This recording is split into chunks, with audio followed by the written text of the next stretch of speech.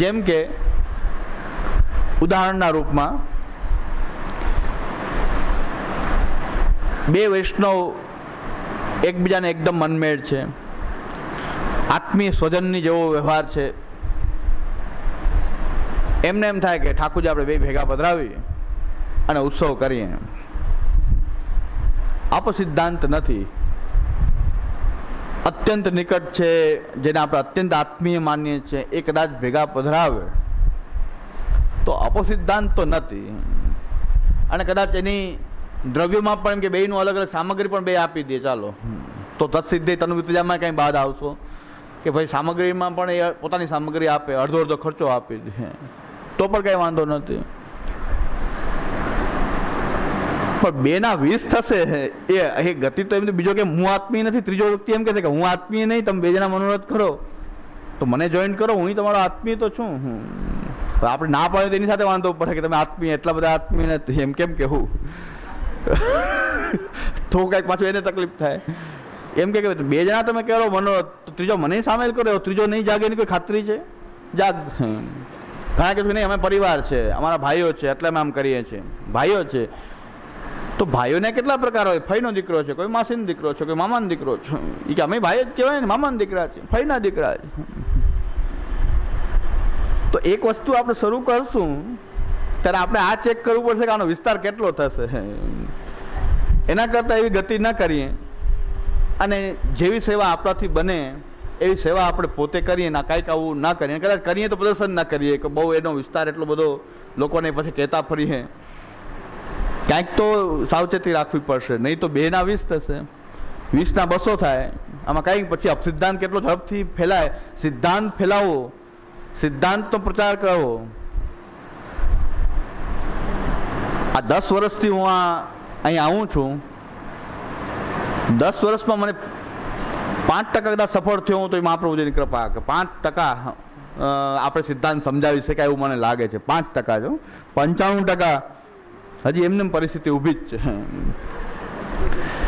તો સિદ્ધાંતને સ્થાપિત કરવામાં 10 વર્ષે 5% જ પરિણામ કદાચ મળતું હોય તો 5%થી હું બહુ ઉત્સાહિત છું કે 5% પણ બહુ ઉત્સાહ વધે છે આપણો કે 5% તો સાવ નીલ વાતાવરણમાં 5% હોય તો આપણી માટે કંઈક આશ્વાસનરૂપ છે. પણ 95% પરિસ્થિતિ એને જ ઊભી હોય. પણ આપ સિદ્ધાંત ફેલાવવું હોય જરાય વાર ન લાગે, જરા પણ વાર ન લાગે. એનું ઉદાહરણ આપું કે સુરતના જેને કહેવાય કે ગૌરવ કહેવાય, સુરત જેના નામે પ્રખ્યાત છે એ શ્રી પુરુષોત્તમજી. શ્રી પુરુષોત્તમજીનો આ સંપ્રદાયને એટલું પ્રદાન છે કે આ સંપ્રદાય જો અત્યારે આપણે જે જીવી રહ્યા છીએ પુરુષોત્તમજીની દેન છે.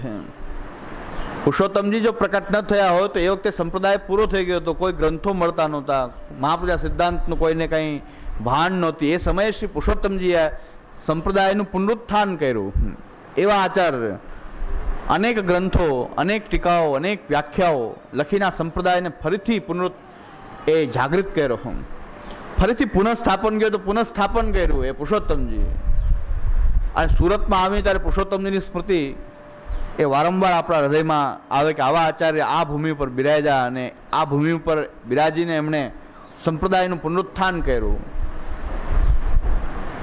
પણ સુરતમાં આવતું એમ થાય કે પુરુષોત્તમજી જે જગ્યાએ બિરાજીને ગ્રંથો વગેરે લેખન અધ્યયન આપશ્રી કરતા એ સ્થાન પણ કોઈ સુરક્ષિત રાખી શક્યા નથી. આ વિડંબના. બીજા સંપ્રદાયોની અંદર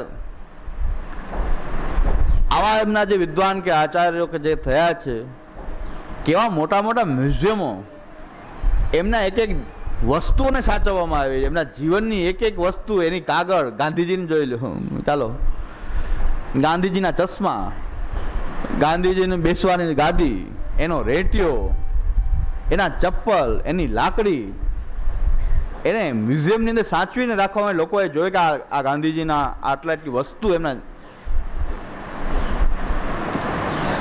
બીજા સંપ્રદાયોની અંદર એમના જે આવા કોઈ મહાન આચાર્ય થયા છે એની સ્મૃતિઓ અમારા જુનાગઢની અંદર સહજાનંદ સ્વામી આવીને જે ઉતર્યા હતા એ કક્ષને હજી સુધી એમને જાળવીને રાખવામાં આવ્યો છે. એમાં કોઈ ફેરફાર કર્યા વગર ખાલી એનું રિનોવેશન કર્યા કરે છે, પણ એ કક્ષને એમને રાખવામાં આવ્યો છે કે સહજાનંદ સ્વામી આ જગ્યાએ આવીને ઉતરા. એ કક્ષને એટલો મેન્ટેન કરીને રાખવામાં આવ્યો છે કે એ સ્થિતિમાં જ છે, છતાં એને રંગરોગાન વગેરે કરીને એનું રિનોવેશન કરીને એ સ્થાનને એટલું સુરક્ષિત રાખવામાં આવ્યું છે કે આ જગ્યાએ આવીને એ અહીં ઉતરા અને અહીં રોકાતા. એ સ્થાન જુનાગઢમાં એવી લોકોએ વ્યવસ્થિત રાખવામાં આવ્યું છે કે અહીં સહજાનંદ સ્વામી મુકામ કરેલો. અને આવા આચાર્ય ગ્રંથની વાતો જવા દો, ગ્રંથ કેટલા એ લોકોને ખબર નથી, પણ જે જગ્યાએ બિરાજીને ગ્રંથો લેખા અને આપસી ત્યાં ડુમસ પાસે પધારતા અને ત્યાં બધું લેખન, એકાંતમાં લેખન, ચિંતન, મનન એ બધું કરતા ડુમસ પાસે. તો હું પહેલાં અહીંયા આવતો ત્યારે મને વારંવાર ઈચ્છા થતી કે એ સ્થાન ક્યાં હશે, કોઈને ખબર નહીં. ડુમસ એરિયા એટલો વિસ્તાર થઈ ગયો કે એ જગ્યાએ કઈ જગ્યા છે તો વારંવાર અહીંયા આવતો ત્યારે એમ થતું કે પુરુષોત્તમજીનું એ સ્થાન આપણે શોધવું જોઈએ કે ત્યાં બિરાજતા. એ સ્થાન આપણે બધું વેચાઈ ગયું છે, પાછું વેચી મારવામાં આવ્યું છે બધું. એ મોટી વિડંબના કે એના રોકડા કરી લેવામાં આવ્યા છે. રોકડા કરી લે તો વાંધો નહીં, જ્યારે એની મિલકત છે, પણ એક સ્થાન આટલું 9x9, 8x8નું એક સ્થાન, જેમ પૂર્વજોની સુરાપુરાની દેરી હોય છે એટલું પણ મહત્વ પુરુષોત્તમજીનું હોત તો આપણને સંતોષ થાત કે સુરાપુરાની એક દેરી હોય નાના કે આ પૂર્વજ એક સુરાપુરા થઈ ગયા. એટલું પણ જો પુરુષોત્તમજીનું સ્થાન સુરતમાં મળત તો આપણને સંતોષ થાત. વારંવાર મને ઈચ્છા થતી કે સ્થાન શોધવું જોઈએ. અને 2-4 વખત ખૂબ પરિભ્રમણ કર્યું ત્યારે સ્થાન મળી ગયું. સ્થાન મળી ગયું એટલે ખૂબ આનંદ થયો કે પુરુષોત્તમજી આ જગ્યાએ વિરાજતા. એ જગ્યાએ ખાલી જવા મળે તો આપણને એમ થાય કે આ જગ્યાએ વિરાજીને સંપ્રદાયનું પુનરુત્થાન કર્યું, એ સ્થાન મળી ગયું. અને એ સ્થાન અમે ગોતતા હતા ત્યારે મારી સાથે એક ભાઈ સાથે હતા. એમને થોડો ઘણો અંદાજ હતો, હવે શિબિરમાં આવતા નથી, પણ સાથે હતા એ વખતે. અમે શોધખોળ કરી થોડી તો સ્થાન મળ્યું પુરુષોત્તમજીનું. એ સ્થાન ઉકળા જેવી દશામાં, કચરો પડ્યો હોય બધો ઉકળા જેવું, બાકું થઈ ગયું કે આ જ સ્થાન છે. અહીં એ પુરુષોત્તમજી બિરાજીને લેખન વગેરે કરતા. હવે જો અપસિદ્ધાંતની ગતિ કેવી છે, મહા મુસીબતે એક સ્થાન મળ્યું. હવે આપણે એટલું ખાલી કરીએ કે આ સ્થાન પર જઈને પુરુષોત્તમજીને યાદ કરી લઈએ, વાત પૂરી થાય. એ ભાઈ એકદમ ઉત્સાહમાં આવીને શું કીધું કે આવતે વર્ષે આ જગ્યાએ બધા મરજાદીના ઠાકોરજીને પધરાવીને મનોરથ અહીંયા જ રાખો. મેં કીધું ગિરિરાજ ધરણ કે જય. હવે મારે શું કરવું, ભાઈ ન મળ્યું હોત તો સારું હતું. એ કે બધા મરજાદીના ઠાકોરજી આપણે એલાન કરી દઈએ આવતે વર્ષે મોટો મનોરથ આ પુરુષોત્તમજીના અહીં જ રાખી દઈએ. એ ભાઈને તો આખું નકશો આવી ગયો બરાબર. અહીં ભઠ્ઠી થઈ જશે, અહીં આમ થઈ જશે, અહીં ઠાકોરજી બિરાઈ જશે, અહીં કુંજ થઈ જાય. કુંજ તો તૈયાર છે, હા કુંજ તો છે જ, બગીચો એ કુંજ તો તૈયાર જ છે. છાકનો મનોરથ થઈ જાય, આ મનોરથ થઈ જાય, આખું ભાઈ તો પ્લાનિંગ કરી નાખ્યું. તો મેં કીધું ન મળ્યું હોત તો સારું, મળ્યું હોત ને આ સાથે ન હોત તો સારું હોત. મને તો બીક લાગી ગઈ કે આવતે વર્ષે થાય નહીં મનોરથ થાય. હા તો પુરુષોત્તમજીને પણ એમ શાંતિથી આ ઉકળો સારો હતો આના કરતા મનોરથ કરતા હતો. તો પાછી એની વાત આવીને એટલે મારે બોલવું પડે છે કે ભાઈ પુરુષોત્તમજીના ગ્રંથનું ચિંતન કરવું જોઈએ. પુરુષોત્તમજીના ગ્રંથોને ત્યાં રાખવા માટે કંઈક સ્થાન આપણે પાસે હોય, ત્યાં પુરુષોત્તમજીના ગ્રંથોને આપણે સ્મૃતિ રૂપે રાખીએ, પાઠ કરીએ ગ્રંથોનો, એનું અધ્યયન કરીએ તો પુરુષોત્તમજી પ્રસન્ન થાય કે ભાઈ. બાકી મનો ન્યાય એ જ વાત, મોનથાર બનાવીને ચાલો અહીં ભઠ્ઠી કરી નાખશું, ચૂલ કરી નાખશું, આમ કરી નાખશું. એટલે મેં વાત પાછી એ નહીં આવી ગઈ જૈનોનું ચૂને ને વૈષ્ણવનું દૂને. આ કહેવત પડી ગઈ કે જૈનો ચૂનોમાં ખર્ચો કરે અને વૈષ્ણવ બસ આમાં દૂનામાં જ ખર્ચો કરે. પ્રસાદની જ વાત આવે, જ્યાં હોય પ્રસાદની વાત પહેલાં આવીને ઊભી રહી જાય. તો પુરુષોત્તમજીનું સ્થાન મળી ગયું ઠાકોરની કૃપાથી, પણ આપણા કબજામાં નથી, કોઈ બીજી પાર્ટીના પાસે વેચાઈ ગયું છે બીજા. અને એટલી એ લોકોની સહૃદયતા છે કે આપણને એ સ્થાન એમને જાળવીને રાખ્યો છે. ત્યાં ચોતરો એમને રાખ્યો છે ભાઈ કોઈનું આ ધર્મનું સ્થાન છે, એટલે એ લોકો એમાંથી ડિસ્ટર્બ, જો ચોતરો ન હોત તો એ ખબર ન પડત કે આ જગ્યા છે, પણ ચોતરો એમને રાખ્યો છે. અને એ જગ્યા એમને એ લોકોએ જેને પણ ખરીદી છે એ જગ્યા એમને એને સુરક્ષિત રાખી છે. એમને સ્થિતિ હજી સુધી તો છે, આગળ શું થાય હજી સુધી એ સ્થાન એમને છે. તો આપણે પુરુષોત્તમજીનું ખાલી સ્મરણ કરીએ કે આવા આચાર્ય કે જેને સંપ્રદાયને પુનર્જીવિત કર્યો. મને તો બીક લાગી કે જો કોઈ પણ વસ્તુ ઉત્તમ વસ્તુ અધિકાર વિના અપાત્રની સામે કોઈ વસ્તુ પ્રકટ થઈ જાય તોય દોષરૂપ છે પાછી, તો એનો શું ઉપયોગ કરે કઈ નક્કી નહીં. એને તરત જ વિચાર એમ ના આવ્યો કે પુરુષોત્તમજીનો ગ્રંથો આપણે બધા અધ્યયન કરશું. હું વિચાર તરત જ એક જ આવ્યો કે આવતા વર્ષે બધા એને કહી દઈશું ઠાકોર પધરાય આવી જાય અને મનોરથ કરી નાખીએ. બહુ મોટે પાયે મનોરથ પુરુષોત્તમજીનું સ્થાન મળી ગયું. નંદ ઘેર આનંદ ભયો, બેઠક જેવું દશા આવી થઈ ગઈ. મહાપ્રભુજીનું જ્યાં સિદ્ધાંતનું ચિંતન થાય, મહાપ્રભુજીનું કઈ ગુણગાન ગાઈએ, મહાપ્રભુજીનું આચાર્ય જે રૂપ હતું જે શ્રી મહાપ્રભુજીનું એનું આપણને કંઈક યાદી આવે એ સ્થાન ઉપર જઈને, પણ એ સ્થાન ઉપર જઈને પણ પાછું પાપૈક નિલયેશુ સત્પીડા વ્યગ્ર લોકેશુ કૃષ્ણ ભગતે. પાપૈક નિલય, અહીંયા પાપનો અડ્ડો ઊભો થઈ ગયો પાછો. મહાપ્રભુ કે તસિદ્ધે તન્વિત જા, તો મહાપ્રભુજી નામની સેવા લેવા માંડે. હિંડોરાની, પલનાની, સામગ્રીની, રાજભોગની, તપેલીની. મહાપ્રભુ તસિદ્ધે તન્વિત જા કેનારા મહાપ્રભુજી, તો મહાપ્રભુજી નામે ધંધો ચાલુ.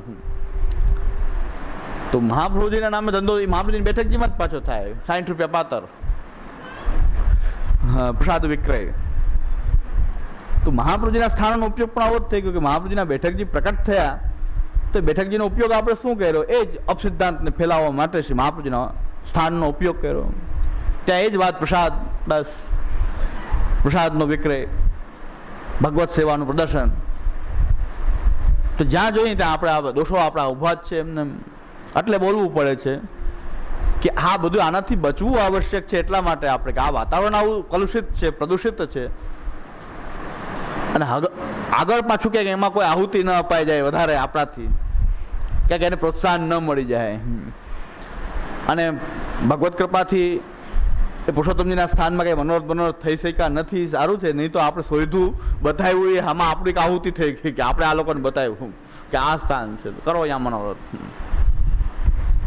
પણ પુરુષોત્તમજીની એવી કૃપા કે એવા લોકો પોતે જ બંધ થઈ ગયા અને પાછા ત્યાં કંઈ મનોરથ કર્યો નહીં તો આપણે આવા લોકોને બતાવવું પણ આપણી માટે એ દોષરૂપ થઈ જાય. કારણ કે એને એક જ વાત મગજમાં બેઠી છે, ભક્તિ, શરણાગતિ, ભક્તિ એ અનુકૂળ આવતી નથી. જે દોષ માટે શ્રી મહાપ્રભુજીએ માયાવાદી સામે જે મહાપ્રભુજી માયાવાદનું ખંડન કરવા માટે અહમ બ્રહ્માસ્મિ, ભક્તિનું વારણ કરવા, તો અહમ બ્રહ્માસ્મિથી ભક્તિનું વારણ થતું હતું ત્યારે મહાપ્રભુજીની સામે અવાજ ઉઠાવ્યો. મહાપ્રભુજીએ ભક્તિનું સ્થાપન કરવા માટે માયાવાદની સામે, મહાપ્રભુજીએ પણ માયાવાદની સામે એનું ખંડન કર્યું છે. શું કામ ખંડન કર્યું છે? કે અહમ બ્રહ્માસ્મિ, જીવો બ્રહ્મૈવ ના પર, અને છેલ્લે ભક્તિ એ મિથ્યા. ત્યાં મહાપ્રભુજીને વાંધો છે કે ભાઈ ભક્તિ મિથ્યા, તો ભક્તિ માર્ગનો ઉચ્છેદ એ માયાવાદીઓ કરવા માંડ્યા. અને આ પોતે જ બ્રહ્મ છે, અહમ બ્રહ્માસ્મિ. બ્રહ્મનું ચિંતન કરવાને બદલે પોતાના ઉપર ભાર આવ્યો, અહમ ઉપર ભાર આવ્યો. અહમ બ્રહ્માસ્મિ, જીવો બ્રહ્મૈવ ના પર, જીવ અને બ્રહ્મમાં કોઈ ભેદ નથી, જીવ જ બ્રહ્મ છે. આ મહાપ્રભુજી આની સામે તો મહાપ્રભુજી માયાવાદની સામે અવાજ ઉઠાવ્યો છે, ભક્તિ માર્ગનું સ્થાપન કર્યું છે. એ વાત પાછી આપણે નથી કરતા. જો હરીફરીને પાછા આપણે ત્યાં નથી આવતા. મહાપ્રભુજી કીધું અહમ બ્રહ્માસ્મિ, એના પર બ્રહ્મ ઉપર ભાર હોવો જોઈએ, અહમ ઉપર ન હોવો જોઈએ. વાત પાછી ફરીને કેવી આવી? ગોસ્વામી બાળકો જે ભક્તિ માર્ગના વલ્લભ વંશજો હતા એ શું કહેવા માંડ્યા? અહમ પુરુષોત્તમસ્મિ. હવે સાક્ષાત પ્રકટ ભૂતલ ઉપર બિરાજતા પુરુષોત્તમ છે, અમારામાં પુરુષોત્તમનો ભાવ રાખવો જોઈએ. તો જે વસ્તુ મહાપ્રભુજી અહમ બ્રહ્માસ્મિ વાંધો હતો એના કરતા ડબલ ચડીને આવી વાત પુરુષોત્તમ અસ્મિ, અમે તો પુરુષોત્તમ છે. પછી જો ગુરુ હોય તો શિષ્ય એનાથી 4 ચાસની વધારે જ હોય, આગળ હોય. ગુરુ પુરુષોત્તમ બને તો શિષ્યોને એમ થાય કે અમે કેમ બાકી રહી જાય. તો આ ભગવદીઓ સત્સંગ વાળા જાયગા, ભગવદીઓ એ કે ભગવાનને ભક્તમાં કોઈ ફેર નથી, અમે પુરુષોત્તમ છે. તો ભગવદીઓ જેને હું આપણે બાપા બાપી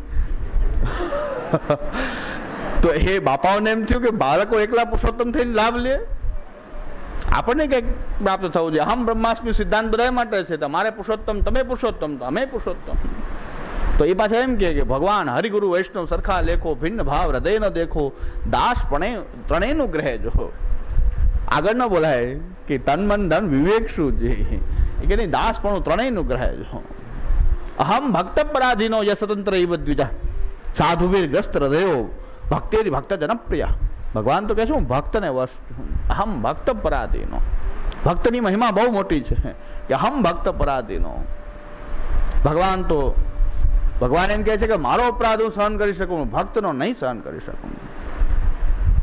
તો આ બધી વાતોથી બીજા જે બાપાઓ બાપીઓ ઈ પાછા પુરુષોત્તમ. તો વાત મહાપ્રભુજી જેનું ખંડન કર્યું અહમ બ્રહ્માસ્મિમાં જે વાંધો હતો, એ વાંધો અહીં પાછો એ જ આવીને ઉભો રહ્યો. અહીં પુરુષોત્તમ થઈ ગયા બધાએ. લીલાઓનું ચિંતન કરવાની આજ્ઞા કરી મહાપ્રભુજી, લીલાઓનું સ્મરણ કરવાની આજ્ઞા કરી. શ્રવણ કરવું, કીર્તન કરવું, ચિંતન કરવું, એની બધી લીલા પોતે કરવાની મહાપ્રભુજી ક્યાં આજ્ઞા કરી?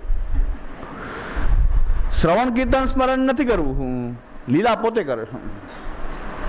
એટલે મેં કીધું ભાઈ પુરુષોત્તમ બનવું હોય તો પુરુષોત્તમના બધા ધર્મો પ્રકટ થવા જોઈએ. એટલે ભાઈ હમણાં જુનાગઢ શિબિર કરીને આવ્યો, મેં એમ કીધું કે કોઈ પુરુષોત્તમ બનવા ઈચ્છતો હોય તો બની શકે, વાંધો નહીં, ચાલો. તો ભગવાને મુખારવિંદર બ્રહ્માંડનું દર્શન કરાવ્યું. નાના બાલક હતા પ્રભુ બાલકૃષ્ણ, અને બ્રહ્માંડનું દર્શન મુખારવિંદમાં કરાવ્યું. તો કોઈ પુરુષોત્તમનો દાવો કરતો એને કેવું છે કે મોઢું ખોલો, બ્રહ્માંડ દેખાવો, બ્રહ્માંડ જોવું છે અમારે, બતાવો. પુરુષોત્તમ તો બ્રહ્માંડ બતાવે છે. એટલે મારે મેં એમ કીધું કે બાપાઓ મોઢું ખોલે તો મુખે એકો ભી દંત નાસ્તિ તદા કા કથા બ્રહ્માંડસ્ય કા કથા, મુખે કૃત્રિમ દંતાઃ સન્તિ તત્ર બ્રહ્માંડસ્ય દર્શનસ્ય કા કથા. મુખ ખોલે તો મુખે એકો ભી દંત નાસ્તિ, મુખમાં એક પણ દાંત નથી. એટલે મારા ગયા શિબિરનું વચન કહું છું કે ભાઈ મુખે એકો ભી દંત નાસ્તિ અને તત્ર કૃત્રિમ દંતાઃ સન્તિ, ચોખ્ઠા તત્ર બ્રહ્માંડ દર્શનસ્ય કા કથા. તો બ્રહ્માંડ દર્શનની વાત કેમ કરવી? આમાં કે દાંતે એક સરખો છે નહીં. અને કહે છે કે બ્રહ્માંડ દર્શન તો પુરુષોત્તમ કેમ થવાશે? એક સામાન્ય છે, પુરુષોત્તમ થવાની ઘણી લાયકાતો બીજી પણ છે. આ તો સામાન્ય એક લાયકાત, મુખ ખોલો તો મુખની અંદર દાંત પણ પૂરા છે નહીં. બ્લડ ટેસ્ટ કરો તો મધુરાધિપતે રખિલમ મધુરમ, મધુમેહેન પીડિતા સર્વે બાપા, મધુમેહેન પીડિતા, બધા મધુમેહ ડાયાબિટીસ છે. પુરુષોત્તમને ડાયાબિટીસ આવે ક્યાંથી? આનંદભાઈ વિગ્રહ હોય ત્યાં ડાયાબિટીસ છે, બીપી છે, હાર્ટની તકલીફ છે, કેટલાય બાપાએ બાયપાસ કરાવ્યું છે, ચલાતું નથી, ઘોડી રાખી છે હાથમાં, તોય પુરુષોત્તમ. તો પુરુષોત્તમની વ્યાખ્યા શું છે આ સંપ્રદાયમાં? એ તો બતાવો. પુરુષોત્તમ કેવા હોય? તો દરેકને મન થાય, બાળકોને એમ થઈ ગયું કે બાળકો એકલા પુરુષોત્તમ થઈ જાય તો અમે ક્યાં જશું? અમે પણ બધા લીલા વિહાર કરીએ. તો આખી કથા મહાપ્રભુજી જ્યાંથી વાત આપણી મહાપ્રભુજી અહમ બ્રહ્માસ્મિનો વાંધો લીધો. અહમ બ્રહ્માસ્મિને કારણે જીવો બ્રહ્મ એવ ના પર, એને કારણે ભક્તિનો ઉચ્છેદ થાય. કારણ કે દરેક પોતે ભગવાન બની જશે તો ભક્તિ કરશે કોને? આ તો ભક્તિ માર્ગ હતો કે ભગવાનનો માર્ગ? ભગવાન માર્ગ હતો કે ભક્તિ માર્ગ હતો? જો બધા જ ભગવાન થઈ જશે તો ભક્તિ કોને કરવી? તો ભક્તિનો ઉચ્છેદ થઈ ગયો પાછો, વાત નહીં આવી, ઊભી રહી ગઈ. આ બહુ, હા, આપણને લાગે છે કે બહુ હળવી કથા છે, પણ બહુ મોટી કથા છે કે ભક્તિનો ઉચ્છેદ થાય છે ત્યાં વાંધો આવી રહ્યો છે. બાકી લીલા કરીને કાંઈ વાંધો, ચાલો કરો. ભક્તિનો ઉચ્છેદ એનાથી મોટું ખરાબ પરિણામ છે કે ભક્તિનો ઉચ્છેદ થઈ જાવ. જેનું સ્થાપન મહાપ્રભુજી કરવા માટે પરિશ્રમ કર્યો અને એનો જ ઉચ્છેદ આપણે આ રીતે કરી રહ્યા છીએ કે મહાપ્રભુજીની વાતનું મહાપ્રભુજીના નામે મહાપ્રભુજીના માર્ગમાં ખંડન કરવું, એટલે વાંધો આવે. બાકી મને કાંઈ ચિંતા નથી, જેને જે કરવું એ કહે.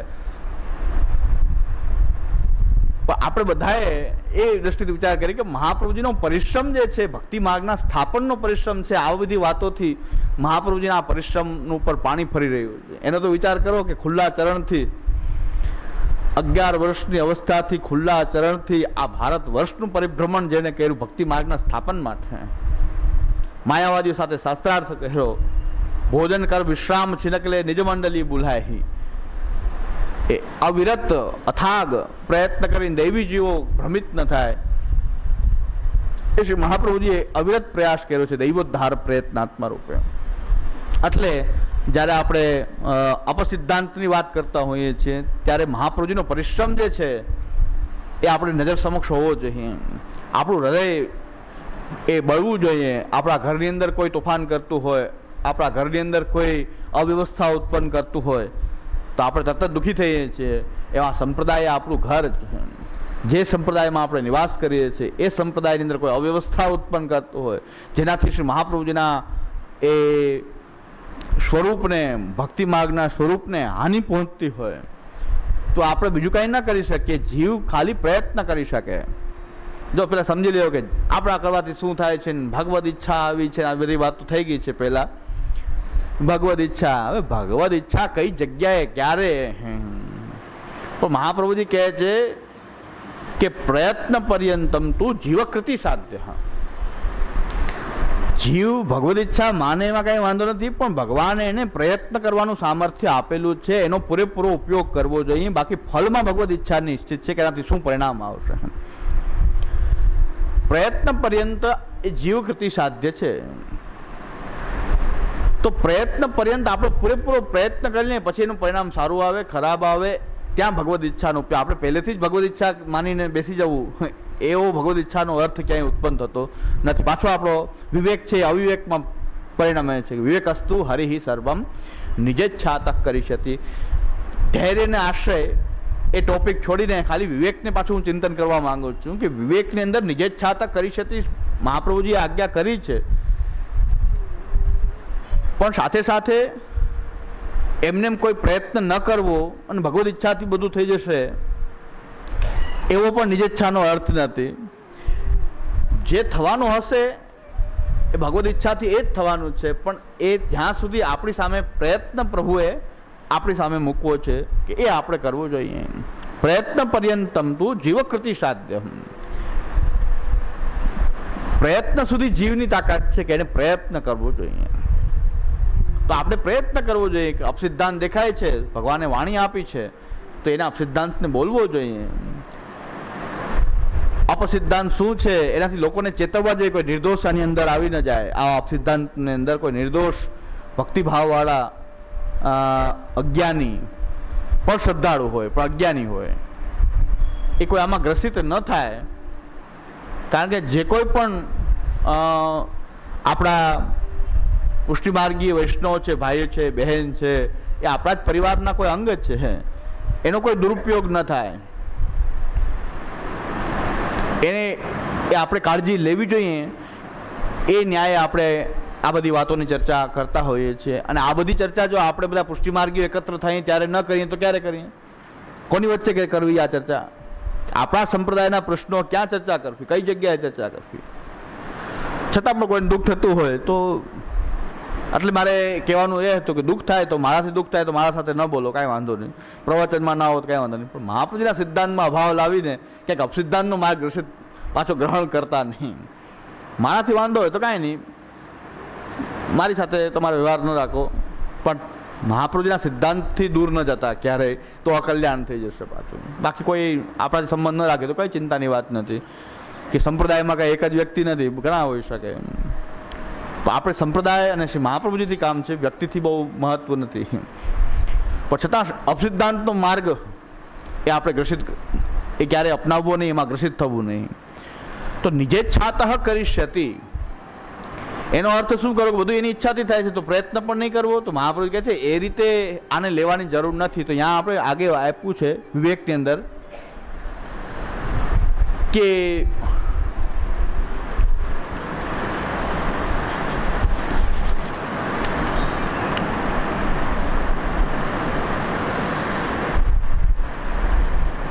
આપદગત્યાદિ કાર્યેષુ હઠસ્ત્યાજ્યસ્ય સર્વથા અનાગ્રહ સર્વત્ર ધર્માધર્માગ દર્શનમ.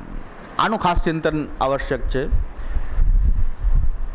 કે કોઈ પણ વાતને તમે હઠથી લઈને આગળ ચાલો કે હવે અમે પ્રયત્ન કરશું ને બધી ભગવદ ઈચ્છાથી થશે, એ હઠ પણ ન હોવું જોઈએ. પ્રયત્ન જે થઈ શકે કરવો જોઈએ. પછી નિજ ઈચ્છાની વાત આવે છે તે ઊભી રહે છે. પણ કોઈ વાતનો હઠ પકડીને કોઈ સિદ્ધાંતની આપણે હઠ પકડીને હઠસ ત્યાજ્યસ્ત સર્વથા કે ભાઈ અમે તો હવે પ્રયત્ન કરશું જ નહીં,